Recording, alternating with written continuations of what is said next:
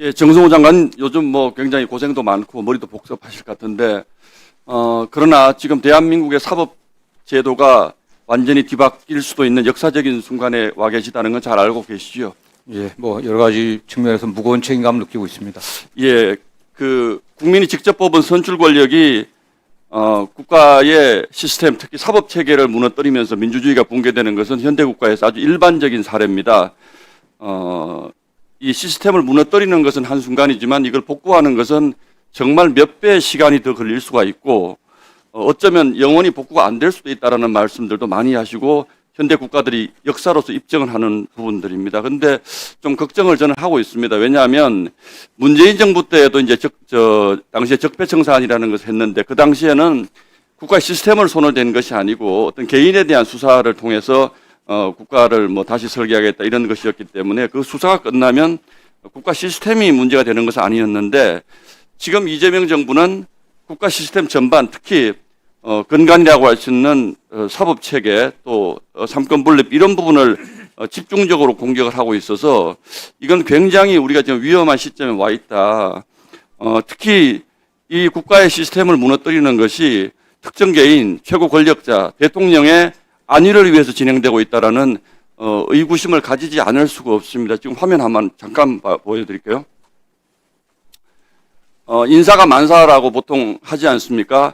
제가 이분들이 특정 개인에 대해서는 제가 사유를 모르기 때문에 제가 평가하지 않겠습니다. 다만 지금 이런 평가를 하고 있습니다. 대한민국 정부가 이재명 로펌 정부냐. 지금 저희가 러프하게 제가 대충 언론에 다 공개되신 분들만 보더라도 이재명 대통령 변호인 출신들이 지금 정부 고위직 또 국회, 말하자면 법무행정이라든지 사법개혁, 검찰개혁에 직접적인 영향력을 미칠 수 있는 위치에 저렇게 대거 포진해 있습니다. 실무 인력까지 포함하면 과연 이 정부가 대한민국 국민을 위한 정부인지 이재명 대통령의 사법 리스크를 해소하기 위한 정부인지 알 수 없을 정도로 저는 위험한 상황이라고 생각을 합니다. 다 정성호 장관님이 직접적 관심을 가질 만한 위치에 계신 분들인데 혹시 이거는 합당하다고 생각을 하십니까?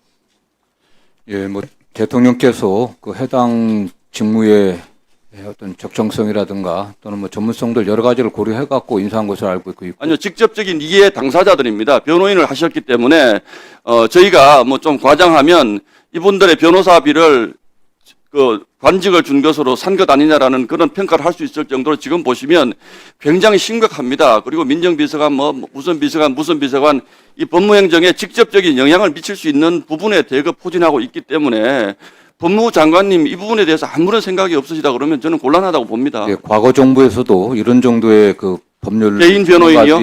예, 이런 대개 정부의 개인 변호인 이런 적이 있었습니까? 그 부분 혹시 책임지실 수 있습니까? 뭐 저희가 개인 확인해 변호인이라기보다도 이건 뭐 개인 변호인이기 아니요, 제가 때문에 옆에 채용된 게 참고로 아니라 보면 법률 전문가로서 또는 해당 아니요, 개인 변호인들입니다. 이분은 법률 전문가가 아니고 개인 변호인이기 때문에 저는 정 장관님이 대통령께도 이런 식으로 가는 것은 곤란하다라는 좀 진정성 있는 건의를 대통령께 한 번쯤은 해 주십사 하는 그런 말씀으로 그런 취지에서 말씀을 드립니다. 예, 또 뭐 국회의원님들 같은 경우는 또 아시는 것처럼 예, 제가 개인적인 사유를 모르기 때문에 개인에 대한 평가를 안 하겠다고 말씀을 드렸습니다.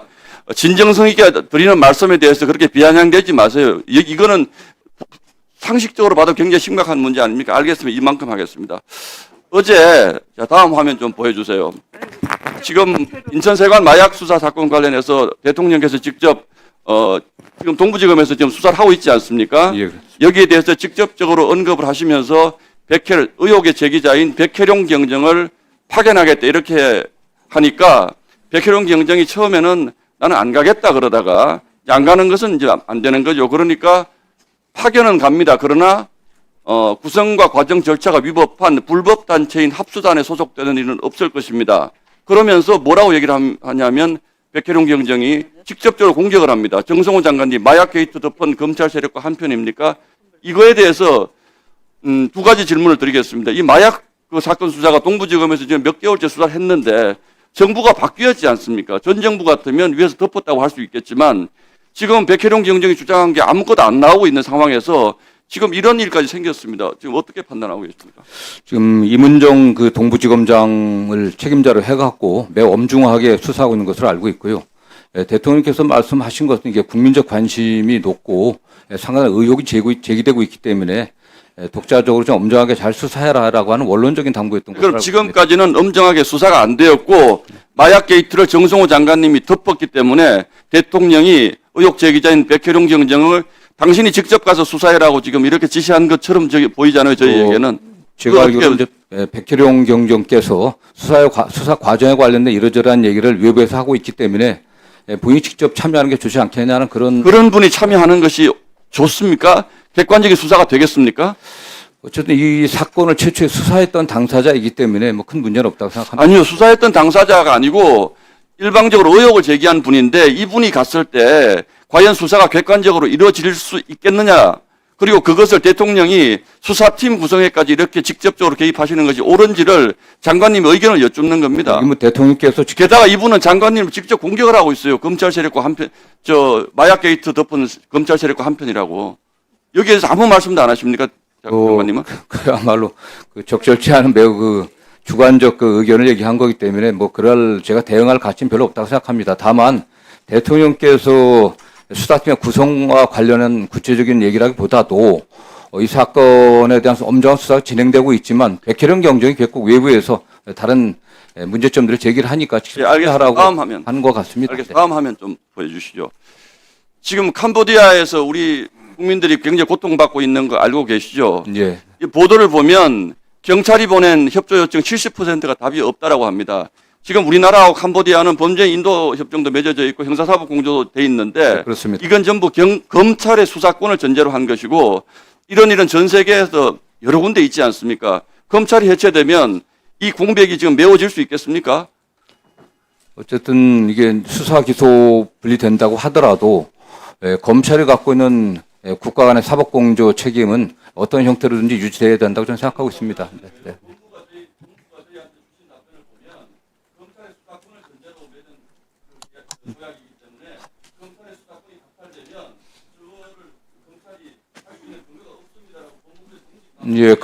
그렇기 때문에 그 부분에 어떠한 대책을 좀 세워야 된다고 좀 보고 있습니다.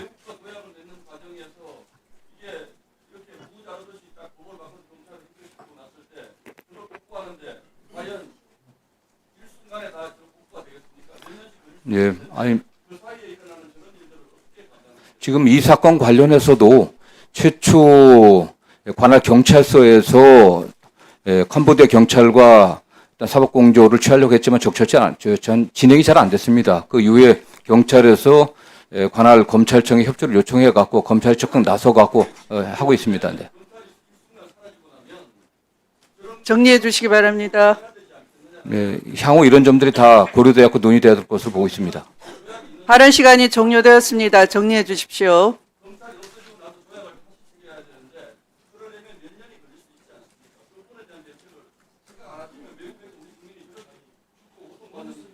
네, 저희들 다 고민하고 있습니다. 네. 네, 다음 질의 순서는 최혁진